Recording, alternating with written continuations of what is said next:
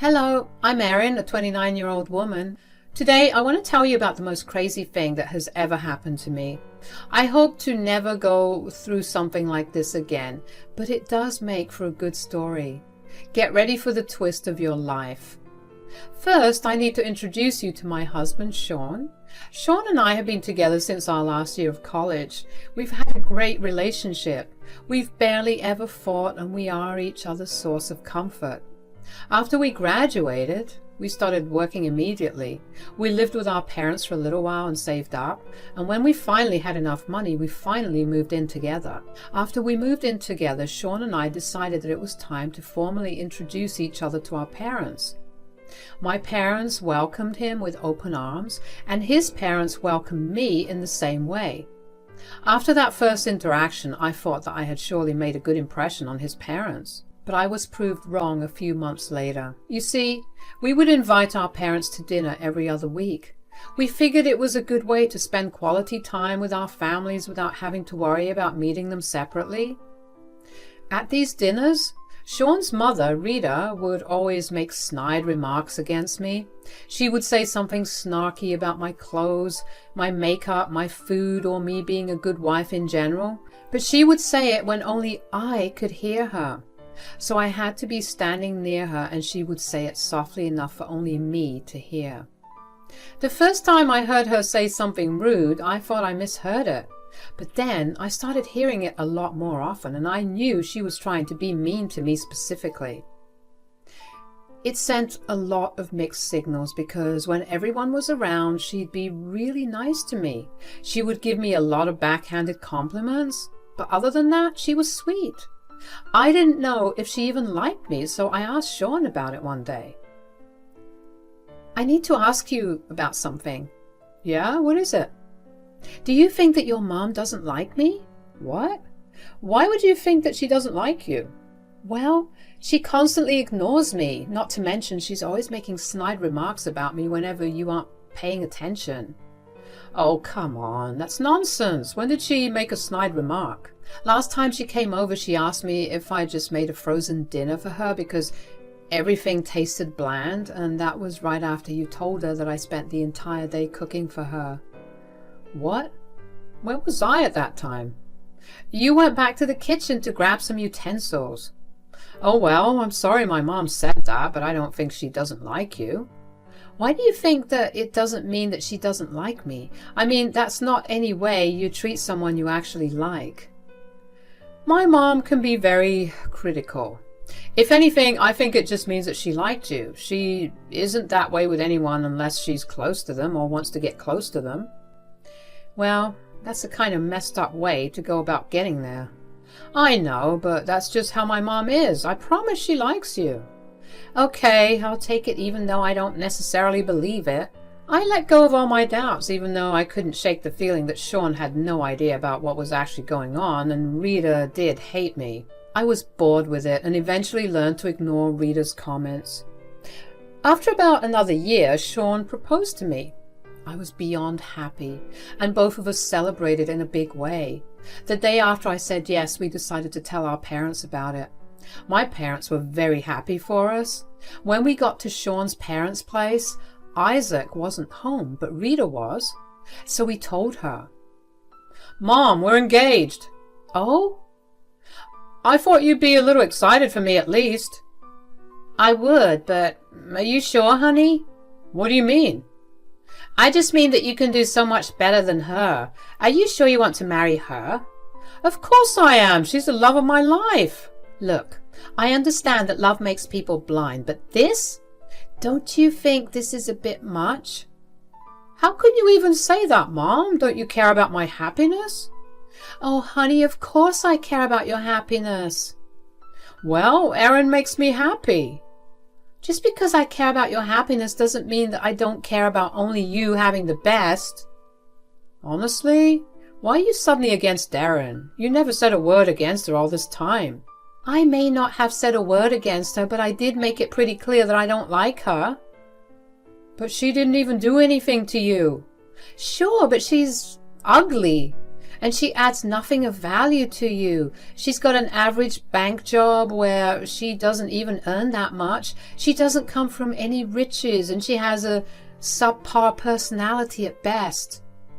You want me to only run after women with money like a gold digger?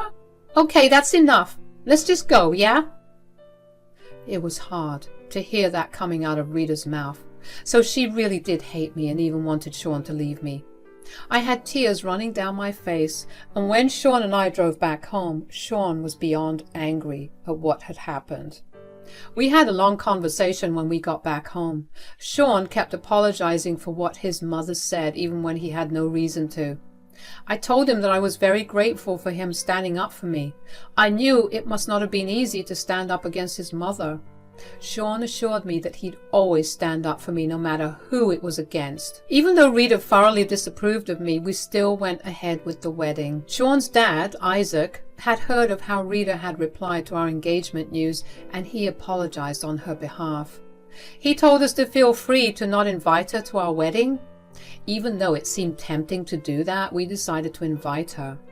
Other than it being the right thing to do, I felt a certain pleasure at the thought of how Rita would feel when she would watch me walk down the aisle to Sean at the altar, where we would be pronounced husband and wife. The wedding happened about 8 months after Sean proposed to me. It was easily one of the best days of my life. It was an emotional roller coaster, but in the best way possible. The ceremony was emotional, but the reception was lively. While the entire thing went off smoothly, Rita almost ruined it by drinking too much.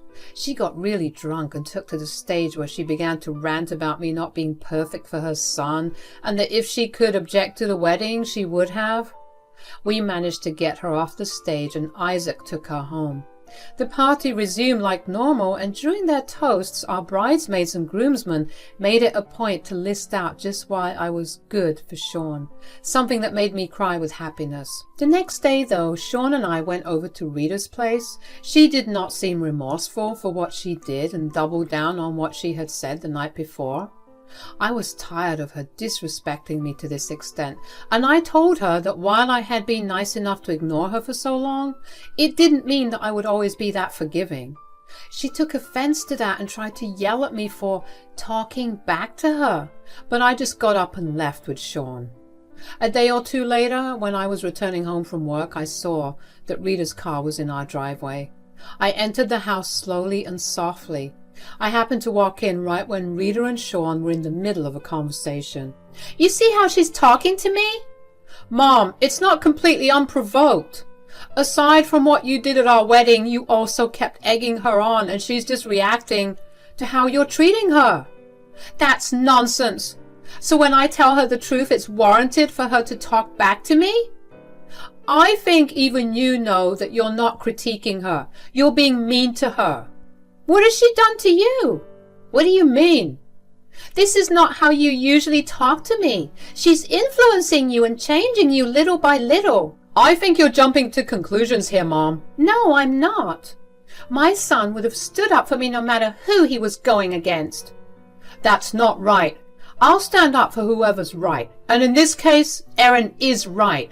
She's standing up for herself, and I'm proud of her for it." "I can't believe you agree with her disrespecting your mom." "She's not disrespecting you. You're the one that's doing that to her." "My God! She's fully brainwashed you, huh?" "Mom, I would really appreciate it if you maybe got help for the way you're thinking. This isn't normal in any way, and I would also like for you to stop treating Erin the way you have been." "I don't need help, and I will not stop being myself just because Erin is a sensitive baby." "Well, you either stop treating Erin that way, or we'll stop coming over." "Whatever. Just wait and see. I'll prove to you that she's not a good person, and I will get you to leave her." "Get help, Mom." Rita walked into the hallway at that point and huffed when she saw me. She angrily brushed past me as she stormed out of the house. Sean apologized for what I had to hear, but I only thanked him for standing up for me. He told me that he was never going to let his mom come between the both of us, and that was comforting to hear. About 2 weeks later, I got an email from an unknown person. They told me that they had important news to tell me about Rita.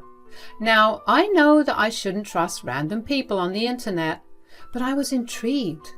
I emailed them asking how they knew of Rita and how they got my email address. They replied in an hour and told me that they had sensitive information that couldn't be shared online. But they implored me to meet them. My gut told me that it was important, so against all logic, I told them I'd meet them. They told me their name was Daryl and asked me to pick the place we could meet. I chose our local Starbucks because it was a public place. So even if this was a scam, there would be plenty of people around me.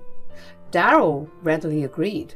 We met that weekend. He gave me a general description of what he looked like and what clothes he'd be wearing. I spotted him pretty quickly after I walked in. Daryl? Yes, hi. Are you Erin? Yes, I am. It's a pleasure to meet you. How's Sean? Sean's fine, but if you don't mind me asking, who exactly are you? I work as a private investigator at a firm. A couple of weeks ago, a colleague of mine was asked to investigate you. I didn't know who you were, obviously, but then I looked into your information, and the person who asked for the investigation, I knew I needed to meet you then. Me? Why am I being investigated? Well, Sean's mother, Rita, asked for you to be looked into. Oh my God. She was really serious about getting me out of Sean's life. What do you mean? She has this immense hatred for me, and she's been trying to break apart our marriage. I guess she was trying to find dirt on me. Wow, well, I'll have my colleague come here and take pictures of us. Maybe this will give her a good scare. A good scare? Why's that? I don't know. If you noticed it, Sean looks very different from Rita and his father. I mean, it's been a running joke that Sean may as well have been adopted because of how different he looks. He's not adopted for sure, because he's my son. What? Rita and I had a brief affair when I was 19. Her husband had gone on a work trip and she was lonely. How did you even know her? She was my neighbor. I will not lie, but I did have a small crush on her. She was a gorgeous woman, but I was never going to make a move because I knew that she was married. But the night that her husband left for his work trip, she invited me over and gave me some drinks. Next thing I know... Oh my God. And how do you know that Sean is your kid? Rita told me herself. She said that the timeline matched up with me. I didn't believe it, so we got a DNA test done after Sean was born. I still have the test result with me. Oh wow. I don't know how to deal with all this. Why did you never come forward with this? I was too scared. I was only a teenager. Plus Rita hired a PI on me and caught me doing something I shouldn't have been doing, especially as a minor. She told me to keep my mouth shut and never interfere in their lives again, so I did. But I guess she got too paranoid and she anonymously emailed my university with the evidence. I got thrown out of university and I wasn't able to get admission anywhere else. I got disowned from my family. Life has been rough ever since. I was only lucky to be able to get to where I am today. Oh my God, that's horrible. I'm so sorry she did that to you. I want to say that I got over it, but seeing her name just made all the anger I had against her come crashing back. I just want to get back at Rita for practically ruining my life. I can't imagine what it's like to have her as a mother-in-law, but the way she's hired someone to tail you makes me think that you wouldn't mind getting even either. You're right. Let's get back at her. I watched as Daryl called up his colleague. Daryl instructed him to take a picture of us outside the cafe. Daryl then told me more about his life and how he ended up homeless and had no place to turn to. How he worked as an informant for the police to earn some money because he was always living in shady areas where discreet crimes were committed. It's because of that that he managed to earn enough credibility to end up where he is now. I was just horrified at what he told me. I was in so much shock that I couldn't think. I just listened and listened to everything that he was saying. I couldn't imagine how Rita would keep something so big for so long from her family that she was, oh, so protective of. Was this why? Was she worried that some outsider would come in and ruin her perfectly crafted lies? I met the PI that Rita hired to follow me, and we looked over the photographs he had clicked of me. I looked upset and horrified in most of them. Daryl approved of them, and the PI sent the pictures to Rita. A day later, Rita invited Sean and I over for lunch at her place. She seemed nervous and was quieter than usual. I knew that she wanted to talk to me, but I avoided her as much as I could. At some point, Isaac complained about something being wrong with his car, so he and Sean went to the garage, leaving Rita and me alone in the house. Rita took that time to talk to me. "What the hell were you doing with that man?" "What man, Rita?" "Don't play dumb. You know who I'm talking about." "I have no idea about what you're talking about. Are you following me? Is that why you're asking me a question like that?" "Fine. If you must know, I hired a PI to tail you." "Why would you do something like that?" "You know I detest you. I wanted you out of mine and Sean's lives." "If I'd have known you'd get in cahoots with that man, I would have gotten rid of you sooner." "Did you get any actual dirt on me? What kind of dirt were you even expecting to get on me?" "I didn't get any dirt on you, but I was expecting to get proof of you talking crap about Sean at worst, and you cheating on him at best. Instead, I got the shock of my life." "Wow. So you wanted to prove that I was a horrible person, all while you being the one that has not only lied to her entire family for years, but also ruined the life of another man? Look, I feel really bad that I did all that. But you need to understand I was only doing what was best for my family."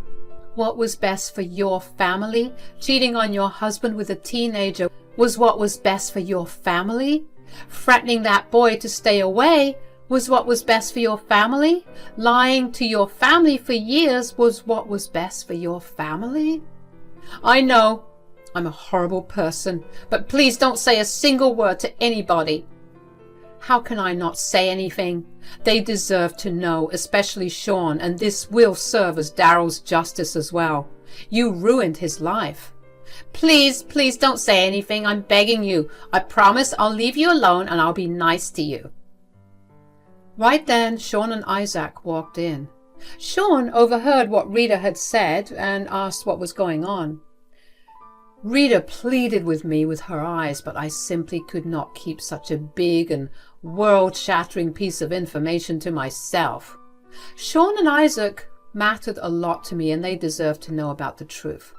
So I told them everything, from Rita hiring a PI to follow me, to the anonymous email I received from Daryl, to what Daryl revealed to me. I had a copy of the DNA test sent to me from Daryl, which I showed to Isaac and Sean. Rita paled as I revealed more and more information. Meanwhile, Sean and Isaac grew angrier by the second. Once I was done telling them everything I knew, everything fell silent. You could hear a pin drop in that silence. Isaac and Sean were beyond upset and angry that they were processing what they had just learned. Rita was shaking with worry and anxiety, and she decided to be the one to break the silence. "Sean, Isaac, I'm really sorry." "Sorry? You think sorry will solve this?" "How could you, Mom?" "I was just trying to do what was best for us." "No, you were just doing what was best for you. All you wanted to do was save your own ass." "Sean, don't you dare speak to me that way. I may have messed up, but I'm still your mother." "He gets to speak to you however he wants. He's right. You ruined another man's life for this lie of yours." "Why does that matter? I kept both of you happy for years." "All of that was a lie. Why are you not getting that? That happiness was built on the back of someone's suffering. You think we wanted that?" "Isaac, I kept you happy, right? I was a good wife to you." "Only after you cheated on me and lied to me about our child. You disgust me." "This is all Erin's fault. I wanted a happy family, that is all, and look at what she's done." "You have some nerve to still go after Erin when you were the one that ruined your own life. You're just angry that your plan to tail her backfired in the worst possible for you. I want nothing to do with you anymore." "Me neither. I want you out of my house by the end of this week. I don't care where you end up as long as you're far away from me." Rita tried to plead her case again, but neither Sean nor Isaac paid attention to what she was saying. Isaac excused himself to go to his room, and Sean asked me if we could leave. Rita kept cursing me out as we walked out of the house, but Sean and I did not give her the satisfaction of a reaction. After that, Isaac asked us if he could stay with us for the week until Rita cleared her things out of the house. We obviously told him he could. Sean and Isaac spent a lot of time talking after the revelation. Sean was a mess. He had been scared that Isaac would view him differently, but Isaac assured him that he still considered Sean to be his son. He told him that blood was not what defined family. Sean felt significantly better after that. Isaac got busy with the divorce after. Rita contested the divorce and fought for every little thing in an attempt to be petty.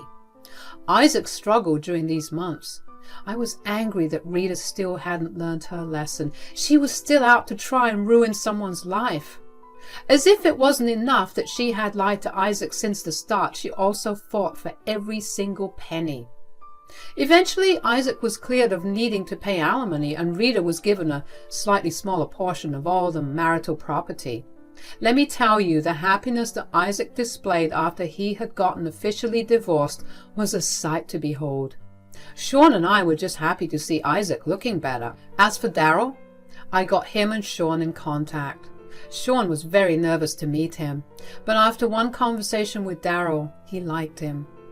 He and Daryl have been in contact ever since, and now, whenever we have family dinners, we invite both Isaac and Daryl over, who, by the way, have both bonded because of the nightmare named Rita that they experienced. And Rita, last I heard, she was living in some dingy apartment because that was all she could afford with the money from the divorce settlement. She's working retail now and struggling. For a while, she would keep sending me hateful messages, and while it was entertaining to read those texts, I decided it was for the best that I blocked her. It's been a year since the big fallout, and things are slowly starting to look up. It's going to be a while before all of us go back to being normal, but there's still hope for a better day, and that's all that matters.